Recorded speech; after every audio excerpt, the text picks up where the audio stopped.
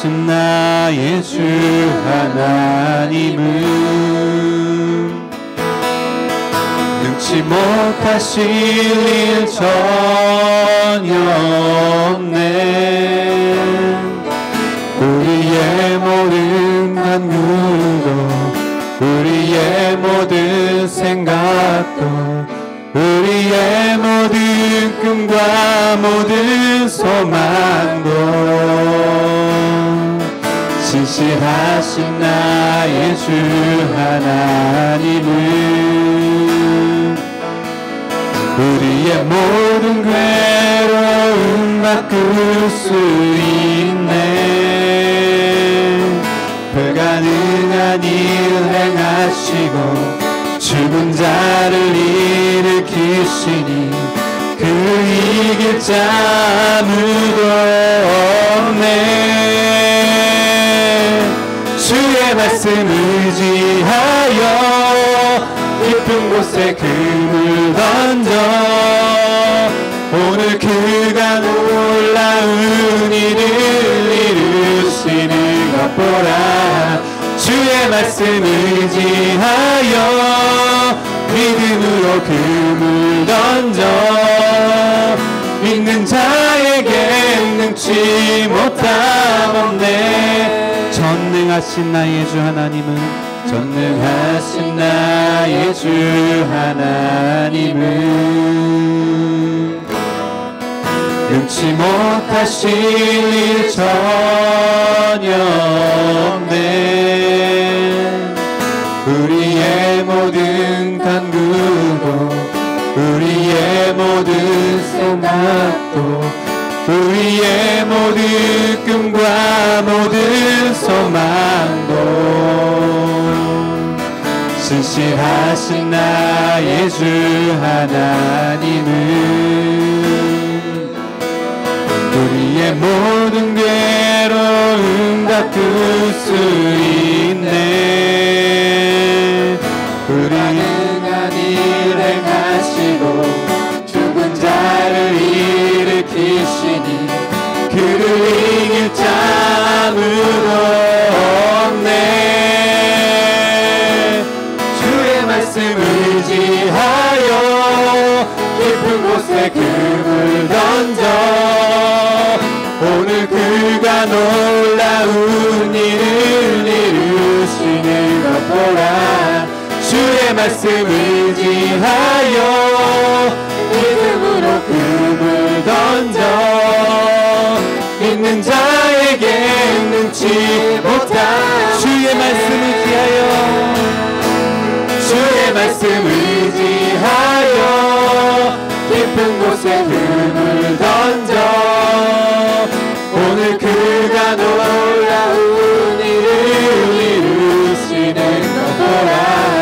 주의 말씀 의지하여 믿음으로 금을 던져 믿는 자에게 능치 못한 주의 말씀 의지하여 주의 말씀 의지하여 깊은 곳에 금을 던져 오늘 그가 놀라운 일을 이루시는 것 보라. 주의 말씀 의지하여 믿음으로 금을 던져 믿는 자에게 능치 못함 없네. 주의 말씀 의지하여 깊은 곳에 금을 던져 오늘 그가 놀라운 일을 이루시는 것 보라. 주의 말씀 의지하여 믿음으로 금을 던져 믿는 자에게 능치 못함 없네. 주가 보이신 생명의 길 나 주님과 함께 상한 마음 들이며 주님 앞에 나가리. 나의 의로움이 되신 주 그 이름 예수 나의 길이 되신 이름 예수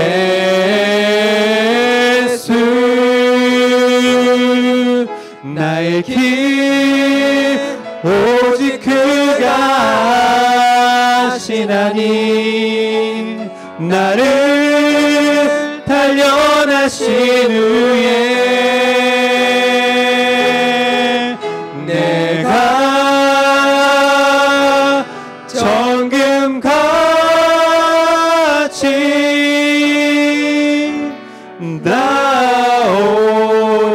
나오리라. 주가 보이신 생명의 길 주가 보이신 생명의 길 나 주님과 함께 상한 마음 들이며 주님 앞에 나가리. 나의 의로움이 되신 주 그 이름 예수 나의 길이 되신 이름 예수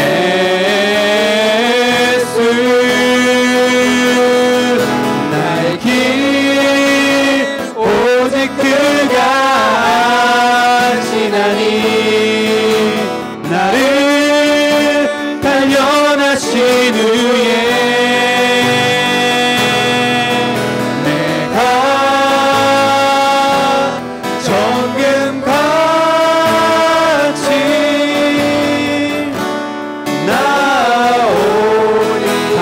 주가 보이신 생명의 길 주가 보이신 생명의 길 나 주님과 함께 상한 마음 들이며 주님 앞에 나가리.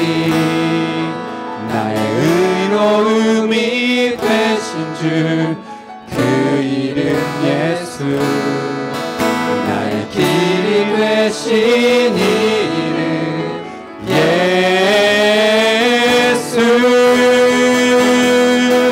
나의 길 오직 그가 하시나니 나를 단련하신 후에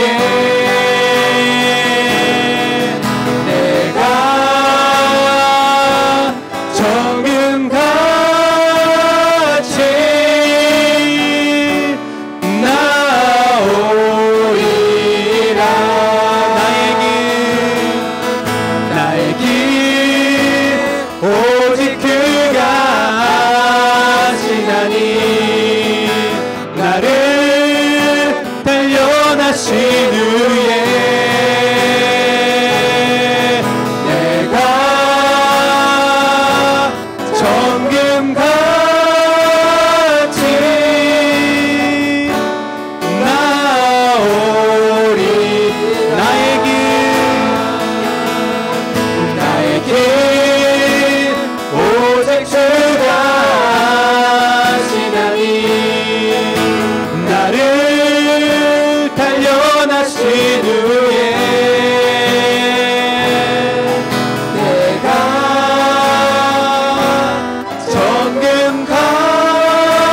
정금같이 나오리라. 내가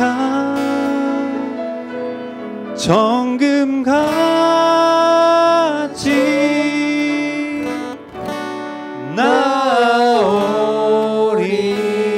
나오리라. 이 시간 다 같이 예배를 위해서 기도드리겠습니다.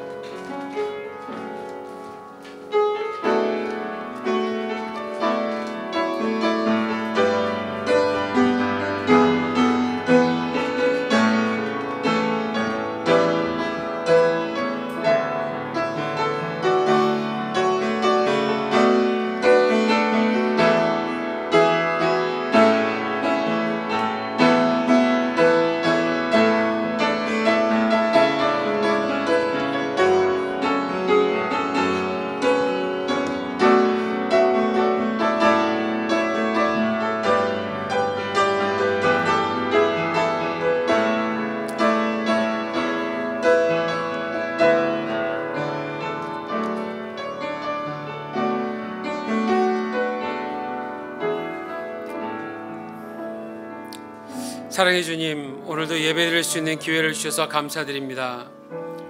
주님께서 말씀해 주신 대로 영과 진리로 예배드리는 일이 가능할 수 있도록 이 시간 오직 성령께서 우리 모두를 인도하여 주시옵소서. 마음과 귀를 열어주셔서 말씀을 듣게 해주시고 들은 말씀을 잘 이해하고 적용할 수 있도록 인도하여 주시옵소서. 감사드리며 예수님 이름으로 기도하옵나이다. 아멘. 우리 앞뒤 좌우로 한번 반갑게 한번 인사 한번 나눠주시기 바랍니다.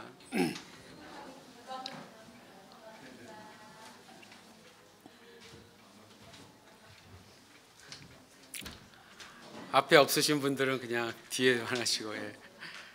자, 오늘 계속해서 우리 사도행전 2장 38절에서 40절 말씀인데요. 사실은 오늘이 우리가 지금까지 보아왔던 베드로의 그 설교에 어찌 보면 오늘이 가장 마지막이라고 얘기할 수 있습니다. 주 우리 하나님이 얼마든지 부르시는 자들에게라는 제목으로 말씀을 전하겠습니다. 예수님께서 보내주시겠다고 약속해 주셨던 그 성령님이 120명이 넘는 예수님의 최초의 제자 그룹에 임하신 거고요. 그리고 임하신 바로 그날에 베드로의 가장 첫 번째 설교가 시작되었던 것이죠. 그거를 우리가 그동안 자세히 보고 있습니다. 보았고 오늘도 보고 있습니다. 자, 베드로의 첫 설교에 있어서 몇 가지 특징이 있었는데 첫 번째는 그렇게 복잡한 내용이 아니었다라는 것이었고요. 두 번째는 자신들의 청중들과 공감할 수 있었던, 좀 더 정확하게 얘기하면 그 청중들이 반드시 공감할 수밖에 없었던 그러한 내용을 전했습니다. 왜냐하면 베드로가 자신을 통해서 자신의 그 어떠한 경험했던 것, 증거를 통해서 나사렛 예수가 왜 메시아인가 하는 것과 유대인인 베드로의 청중들이 나사렛 예수에게 저질렀던 일에 대한 실체를 폭로했기 때문에 그렇습니다. 지난 시간에도 우리가 보았지만요, 베드로의 설교를 간단히 요약을 해보면 나사렛 예수를 하나님께서 주와 그리스도가 되게 하셨다는 사실과 그를 너희 유대인들이 죽였다라고 하는 사실이었습니다. 그러니까 그 당시로서는, 물론 지금도 마찬가지겠지만 그 당시로서는 더욱더 매우 민감한 그러한 내용을 베드로가 전한 것입니다. 자, 그럼에도 불구하고 결과는 어떻게 됐었나요? 베드로의 설교를 들었던 수많은 유대인들이 베드로와 다른 사도들에게 형제들아 우리가 어찌할꼬? 라고 물었어요. 그것도 매우 아파하면서, 가슴이 매우 아파하면서. 복음의 내용에는요, 인간이 듣기에는 매우 불편한 내용을 담고 있어서 많은 경우에는 가시에 찔린 것과 같은 그러한 느낌을 받을 때가 많습니다. 자, 이제 그토록 아파했던 베드로의 청중들을 치유할 시간이 되었어요. 베드로는 중요한 내용을 전했고 그리고 중요한 사실도 폭로했습니다. 그리고 베드로의 청중들은 그걸 시인했어요. 이제 해결책을 제시할 시간이 된 겁니다.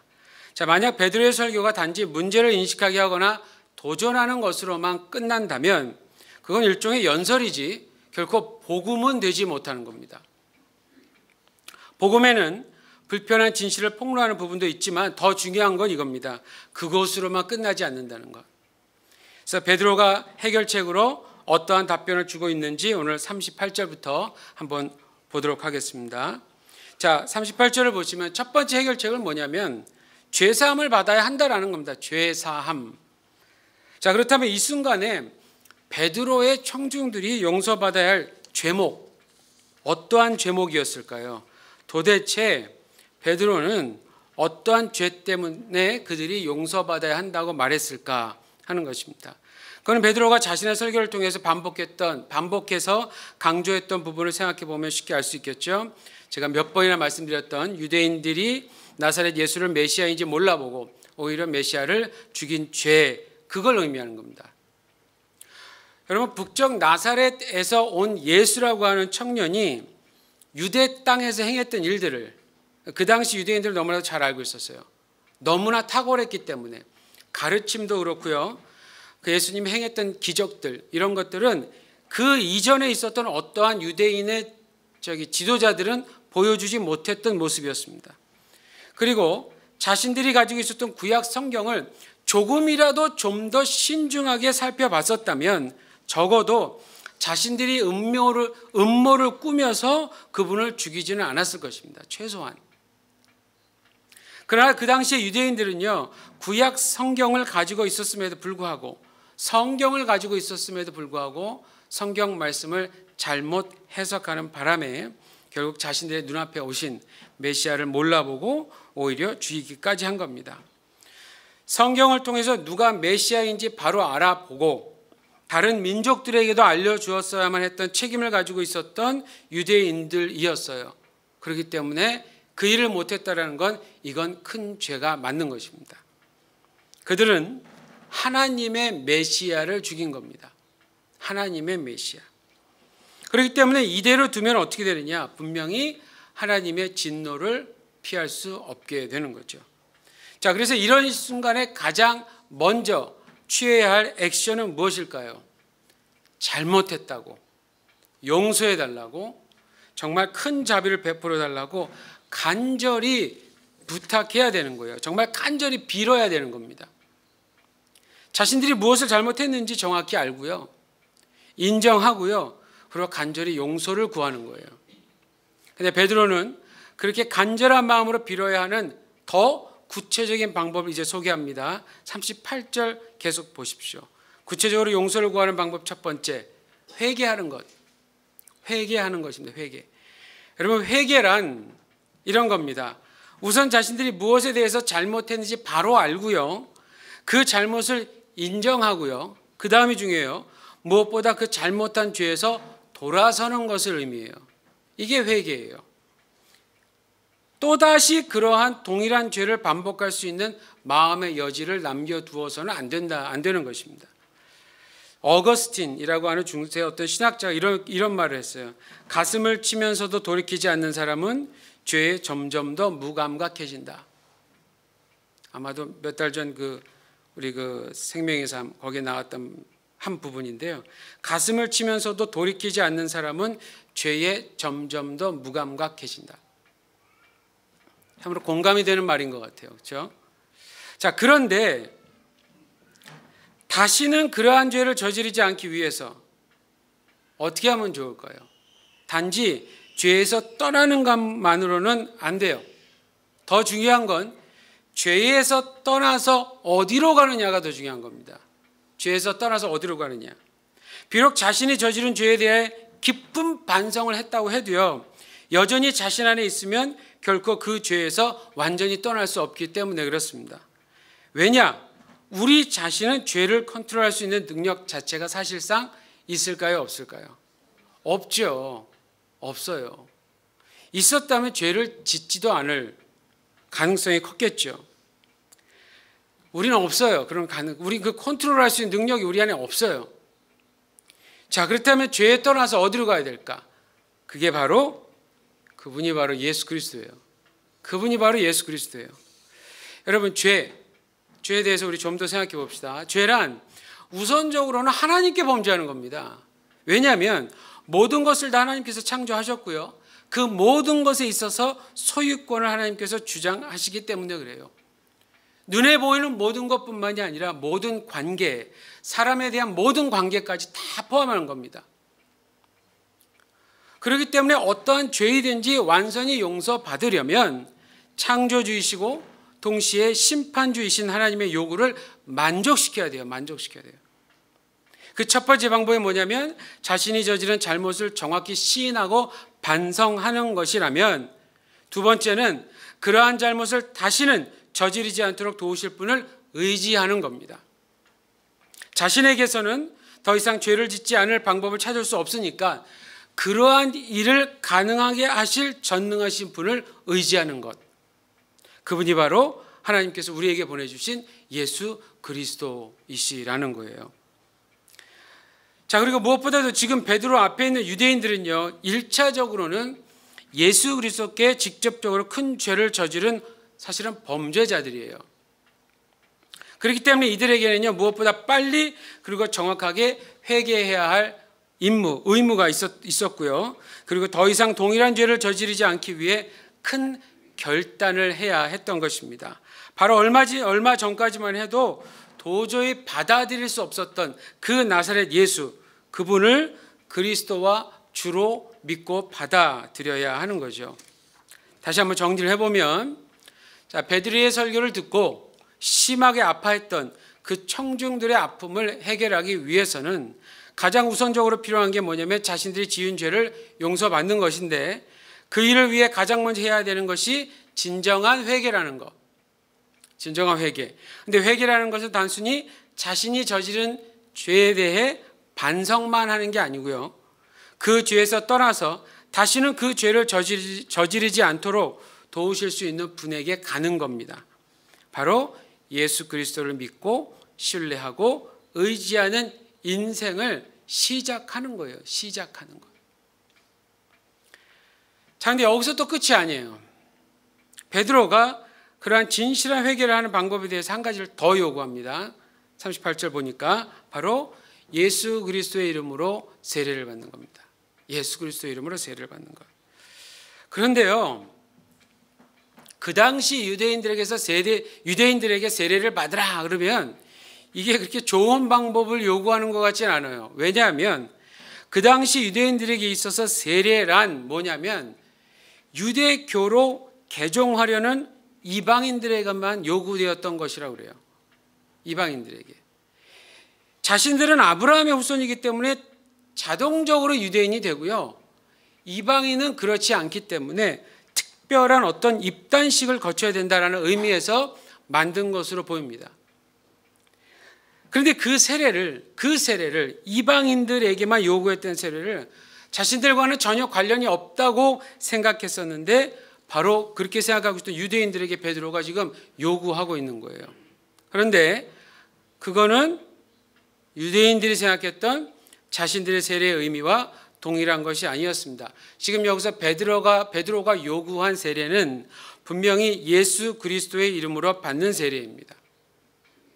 즉 예수 그리스도와 관련이 없이 받으면 안 되는 세례예요. 제가 이 말을 얼마나 자주 반복해서 얘기하는지 몰라요. 세례 준비할 때. 정말 그렇게 얘기를 많이 합니다. 예수님 믿으십니까? 믿기 때문에 받는 겁니까? 그렇대요. 예수 믿고는 그렇게 세례를 받고는 안 나와, 교회를. 다 이룬 것 같아서 안 나오는 거예요.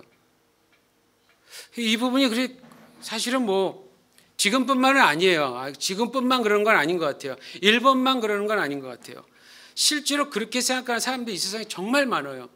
왜냐하면 종교에 익숙하고 또 어떤 의식에 익숙하니까. 여러분, 세례는 그런 게 아니에요. 예수 그리스도와 관련이 없으면 받을 필요가 없어요. 예수 그리스도와 관련 없이 받으면 정말 아무 의미가 없는 거예요. 누구처럼? 저처럼. 제가 고등학교 때 그랬다 그랬잖아요. 제가 세례를 2번 받았어요. 왜 2번 받았냐? 첫 번째는 예수님도 안 믿었는데 그냥 성만찬 오늘 하잖아요. 이걸 하는데 세례 받지 않은 사람은 하지 말라는 거예요. 고등학교 때 전사님이. 그러니까 남들은 다 먹고 막 그러는데 나만 못 먹는 거예요. 얘 옆에 다 먹고 앞뒤 다 먹는데 나만 못 먹는 거예요. 근데 제가 다녔던 교회는 진짜 포도주를 담갔어요. 그게 무슨 맛일까? 그런데 어느 날 갑자기 선생님이 세례식을 할 테니 세례 받을 사람 신청을 해요. 또 마침 선생님이 막 저를 밀었어요. 받으라는 거예요. 그래서 받겠다 그랬어요. 저보고 예수 믿냐요? 믿는다 그랬어요. 거짓말했죠, 제가. 안 믿으면서. 아멘 그냥 그랬어요. 아멘 하긴 쉽잖아요, 여러분. 아멘 하긴 쉽잖아요. 그랬어요. 그래도 세례를 받았어요. 그다음부터 어떻게 했을까요? 저도 잘 참석해서 먹었어요. 그게 그렇게 저에게 특별했을까요? 별로 이 정도밖에 안 되는구나. 이걸 내가 왜 굳이 그렇게 물에 들어갔다 나오면서 이걸 하려고 했을까? 그래서 나중에 배우고 예수님 믿고 보니까 내가 받은 게 그게 잘못된 거예요. 그걸 아셨던 지난번에 수련회 때 오셨던 그 목사님, 심윤수 목사님, 그분이 그걸 아시고 영길아 다시 한번 받아라. 그거는 제대로 된 게 아니다. 그래서 다시 제대로 받았어요. 예수님과 관계없이 받는 세례는 정말 아무것도 아니에요, 여러분. 오늘 만약에 여러분 이 성만찬도 마찬가지입니다. 오늘 일단 제가 늘 강조하지만 예수님 믿는 분들이 이걸 하시는 거예요. 예수님 안 믿는데 이걸 한다? 어떻게 될까요? 갑자기 몸에 두드러기가 날까요? 갑자기 하나님이 막 뭐라고 그러실까요? 너 왜 그랬냐 이렇게? 아무 일이 안 일어나요. 걱정하지 마세요. 먹어도 뭐 아무 일이 안 일어나요. 괜찮아요. 그러나 그분과 예수가 관련이 없다면 이것도 그분하고는 관련이 없는 거예요. 이 의미가 관련이 없는 거예요. 관련이 베드로가 요구한 세례는 그 전에 유대인들이 알고 있었던 모습하고는 똑같았는데 의미가 완전히 달라진 거란 얘기입니다. 이제부터는 예수 그리스도의 이름으로 받는 세례예요. 예수 그리스도와 관련이 없으면 받으면 안 되는 거였어요. 제가 회개에 대한 설명을 드릴 때 말씀드린 것처럼요, 예수 그리스도를 믿고 그분의 제자로 거듭났다라고 하는 확신으로서 표현하는 그러한 세례를 의미하고 있는 겁니다. 베드로의 청중들에겐 어떻게 받아들일 수 있는 것이냐? 이 말은 곧 전혀 다른 새로운 인생을 살 것을 적극적으로 요구하고 있는 모습입니다.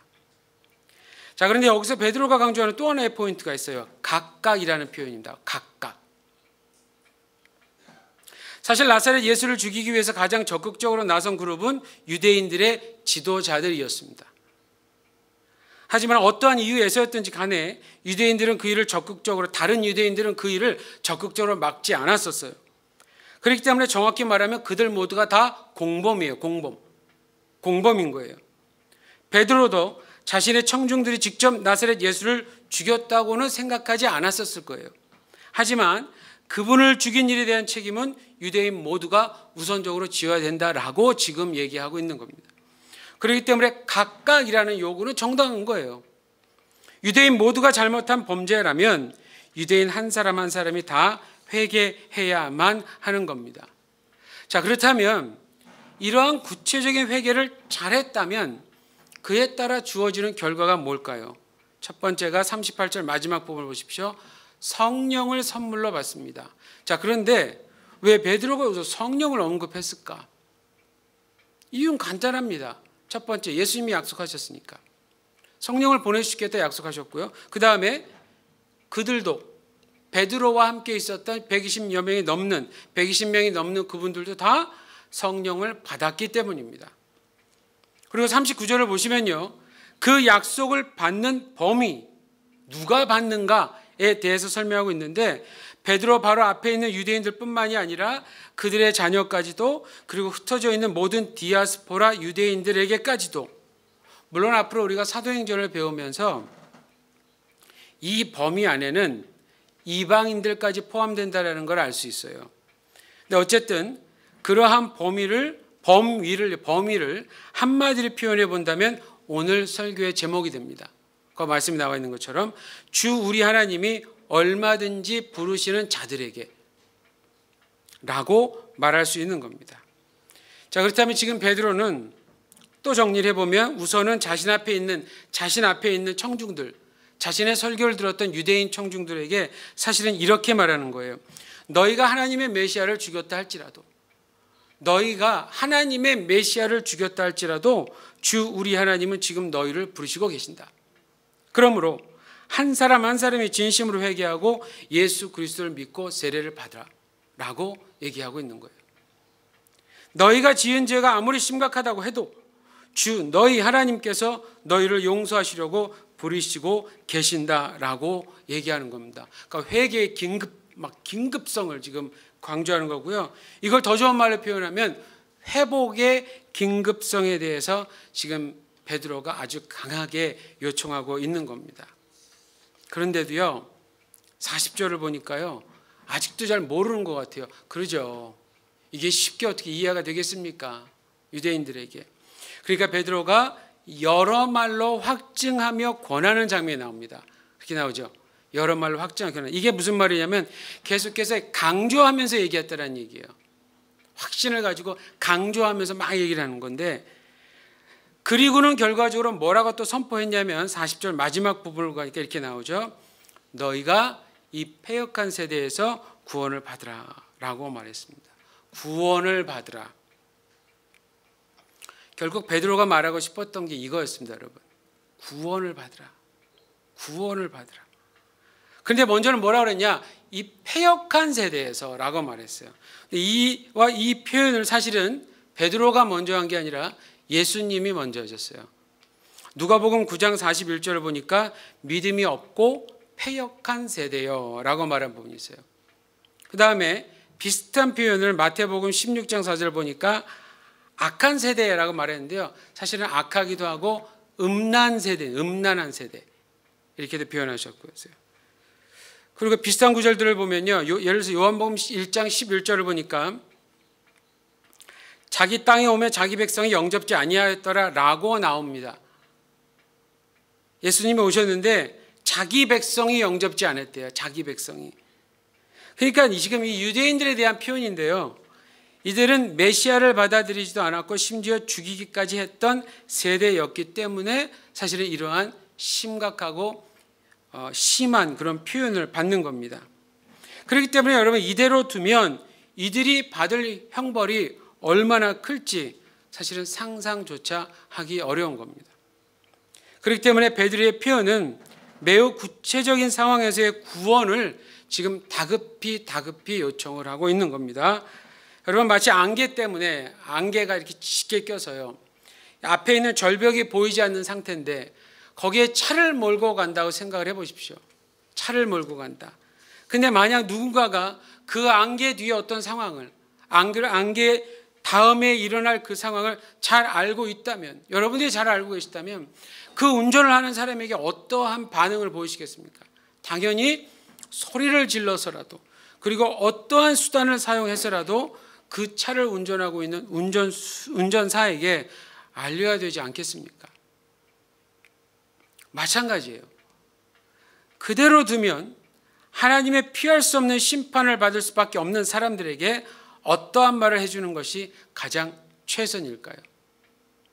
오늘 베드로는 이미 예수 그리스도를 믿어서 죄의 용서함을 받고 성령까지 선물로 받아 누리고 있는 모든 그리스도인들이 해야 할 말을 구체적으로 설명해 주었습니다. 형제들아 우리가 어찌할꼬 라고 가슴이 아파서 고통을 호소했던 형제들에게 아주 정확한 답을 줬습니다. 너희가 회개하여 각각 예수 그리스도의 이름으로 세례를 받고 죄사함을 받으라. 그리하면 성령을 선물로 받으리라. 너희가 이 패역한 세대에서 구원을 받으라. 여러분 사실 이 두 문장은 동일한 의미를 갖는 표현들이에요.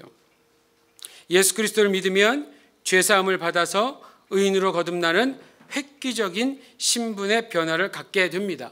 그리고 그리스도를 믿음과 동시에 성령께서 내주하셔서 임하셔서 그를 돕고 인도해 가시는 일이 시작이 되는 겁니다. 그야말로 전혀 새로운 인생이 시작이 되는 것이죠. 이 많은 크리스천들이 자꾸 이거를 착각을 해요. 착각을 해. 여러분 예수님을 믿고 믿으셨다면 예수님을 믿으신다면 눈에 보이지는 않지만 예수님의 약속대로 여러분들은 하나님의 자녀가 되고 예수님과 연합하고 성령님이 여러분 안에 내주하신 거예요. 보이지 않는 하나님인데 어떻게 우리가 그걸 우리의 감각으로 느끼려고 그렇게 자꾸 애달파하세요? 그건 불가능한 일이에요. 그 감각으로 되지 않아요. 감정으로 되지 않아요. 진리로 되는 겁니다. 진리, 사실로 되는 겁니다. 여러분 계약 이렇게 하죠. 계약, 아파트 계약하고 뭐 집 사잖아요. 예. 그럼 집을 사신 분, 뭐 차를 사시거나 뭐 컴퓨터를 새로 사거나 이렇게 하신 분들도 아시겠지만 뭐든지 새 거를 사면 기분은 그 당시 좋죠. 그러나 그 기분이 계속 갑니까? 이 집이 내 집이다, 이 차가 내 차다라고 하는 건 여러분들 계약서에 찍힌 당사자 간에 판 사람과 산 사람 간에 찍힌 도장이나 사인을 통해서 그 서류가 증명해 주는 거예요. 사실을. 그러니까 내 감정이 그 집안에 살면서도 이게 언제 내 집 되나, 차를 운전하면서도 이게 언제 내 차 되나, 이렇게 고민하는 거랑 똑같은 거예요. 예수님을 믿는다면 성령이 우리 안에 내주하십니다. 그럼 이 성령께서 우리를 자꾸 예수님 그랬잖아요. 진리 가운데로 인도하신다고 그랬잖아요. 진리 가운데로. 진짜 가운데로 진짜가 무엇인지를 자꾸 보여주시는 거예요. 인도해 주시는 거예요. 순종하고 따라가기만 하면 되는 거예요. 그게 그리스도인의 삶, 생활이에요. 이게 새로운 삶이 아니면 뭐예요? 이러한 삶을 지금도 살아갈 수 있도록 계속해서 도와주시는데 내 감정에 따라, 환경에 따라, 상황에 따라 달라진다면 그건 정말 지금 확신이 없는 거예요. 진짜 한번 다시 한번 고려해 보셔야 돼요. 예수 그리스도를 내가 진짜 믿고 있는지. 예수님 믿는다면 내 신분의 변화는 하나님의 자녀로서 그건 바뀌지 않습니다, 여러분. 획기적인 신분의 변화를 갖는 거예요. 전혀 새로운 인생이 시작되는 겁니다. 죽어서가 아니라 바로 지금 이 땅에서 예수님을 믿는 순간부터. 이게 중요합니다. 그것이 구원 자체를 의미하는 것이기도 하고요. 구원을 받아야 하는 이유를 설명하는 것이기도 합니다.